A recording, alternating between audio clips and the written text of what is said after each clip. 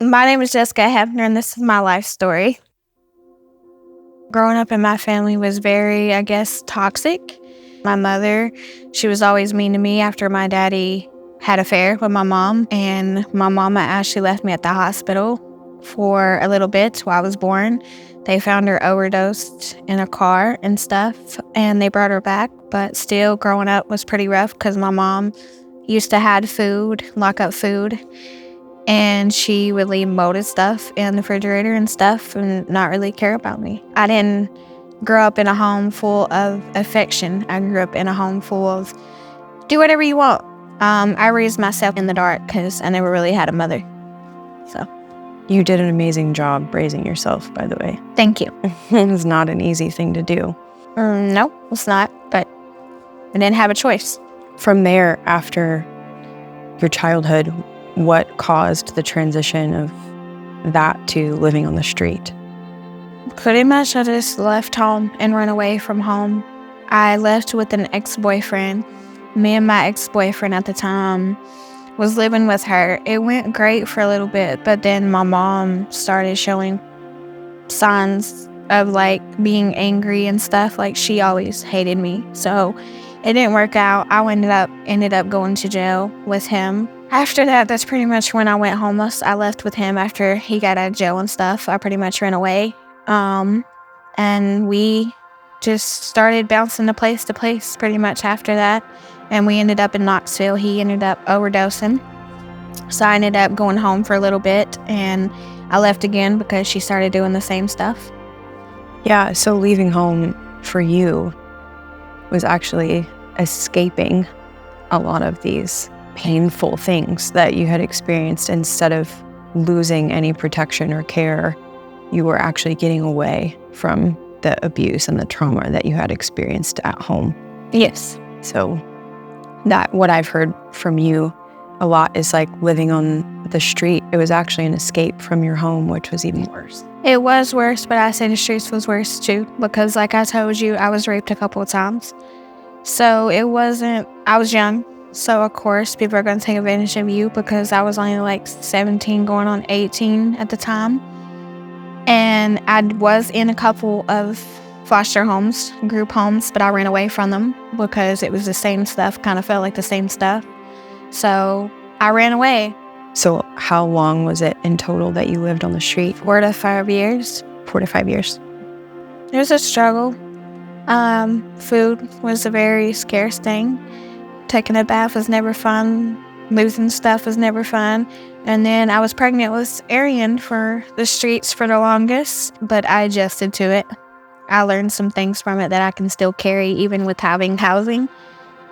In your earliest memories, what did you dream about becoming when you were Honestly, little? didn't have time to dream about being anything because of the trauma and the household I was raised in. I was too busy growing up and teaching myself stuff. So as a kid, I really didn't grow up dreaming about anything. I just knew I did grow up dreaming about having kids and stuff, but that's it. A family of my own and stuff. But other than that, dreaming about being an astronaut or whatever never crossed my mind, like I said. Yeah, dreaming is almost impossible when you're in survival mode.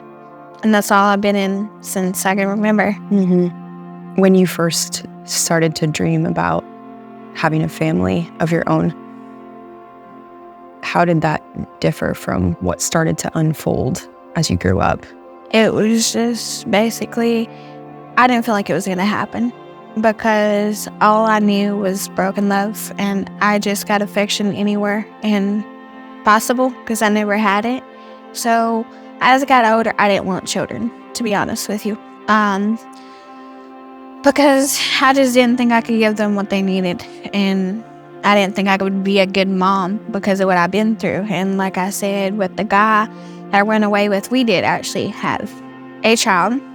He beat me, though, and we were supposed to get married and stuff, but he started showing the same signs that I grew up in, the beating, the abuse, the controlling, stuff like that.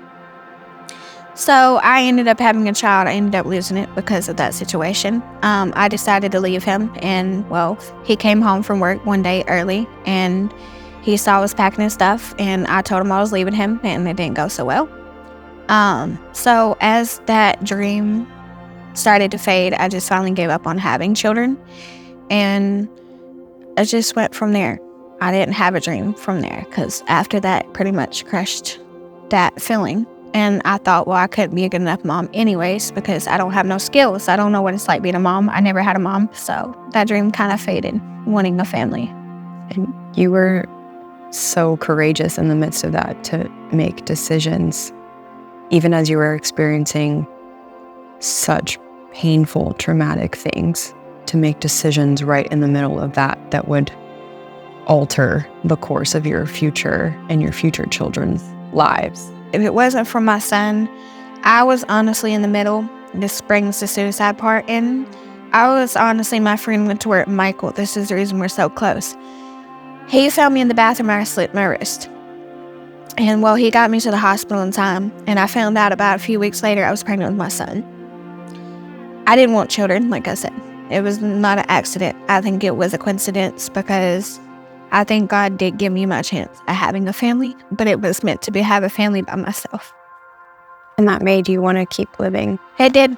All my children do. So that's the reason also, I was talking to you earlier, this is also Suicide Prevention Awareness Month. So, and I'm glad I continued my story, and I'm glad that he was there for me, because if I would have completed it, I would have never met my son. Yeah. It's been really beautiful to watch you recover that dream that you had as a little girl, because it heals my inner child that I at least got to accomplish one thing. Because yeah, I didn't get married, I didn't get all that, but I got children out of it, and that at least is one thing that healed my inner child, that I at least got one dream if I didn't get any else. So yeah, I think there's so much more to come. So much more than you realize. That's one dream so far. One dream so far. Can you tell me what your necklace means? This is also the thing that I was showing him. It has a little semicolon, and it says, "And she goes on." And it's basically for Suicide Awareness Month. Because when I was 14, I almost succeeded in suicide. And I've had other suicide attempts that I've almost been successful in. And it basically just means you will continue your story, and your story's not over. That's right. So, yeah. There's that. So I want to ask you one that we've talked about a lot recently that you have to answer. How do you feel like you've grown through this process? I feel like I've just came a long ways because, I have met certain goals. We set a goal each week, and I've accomplished most of my goals that we have set. Some of them I may get distracted, but that's how I feel. Yeah. No, you've done an amazing job. So how has PLN changed your relationships and your sense of community? Well, first off is you encouraged me to do my goals, and you encouraged me to basically keep going. And you communicate with me, and like I can come to you about any problem I do have. Yeah. There's that. Yeah. And a lot of us here love you. You're like a part of our family, and so many people care about you and your story. I've definitely seen you grow through that, having this growing community that has come from PLN, and so many people love you and keep up with you and want to know updates on your life, because it's so hard to keep. I'm not gonna lie, it's kind of hard to keep up with me. True. So there's that. But yeah, there's always people that ask me, what's up, what's happened this week, or what's happened last week, or just like stuff like that. And I really appreciate y'all for like checking on me and asking about my week, because nobody really does that. I only wake up to alarms and stuff in the mornings. No, we care. We want to know because we love you.